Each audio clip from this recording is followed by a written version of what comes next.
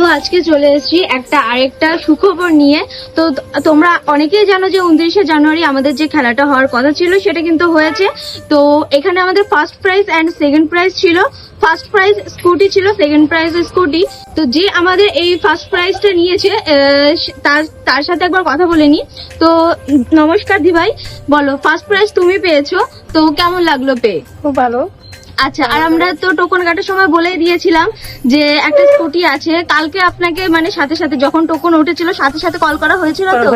হ্যাঁ। আর যে সামনাসামনি যে তুমি স্কুটিটা পাচ্ছ, মানে পুরো একদম ট্রান্সপারেন্ট, কোনো কিছু নেই তো?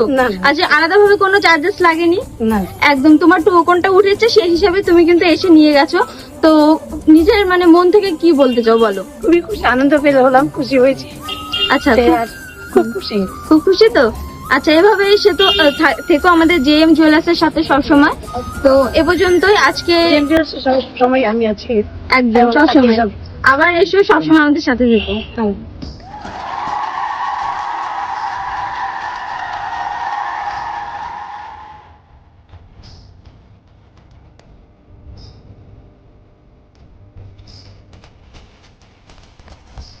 কি 29শে জানুয়ারি ছিল আমাদের লটারি খেলাটা হয়েছিল।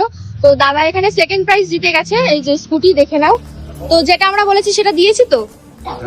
তো কালকে তোমার লটারির প্রাইসটা যখন উঠেছে তখন তোমার কেমন লেগেছে বলো? খুব আনন্দ লেগেছে, তারা খুব ভেবেছি, খুব চিন্তা ভেবেছি।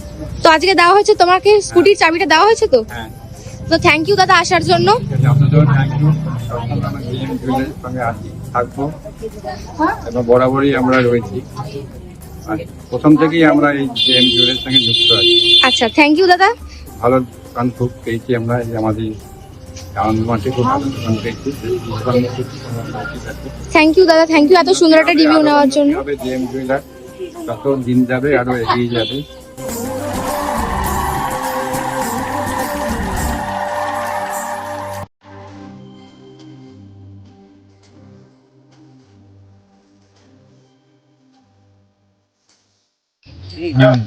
একদম বেরিয়ে যাও।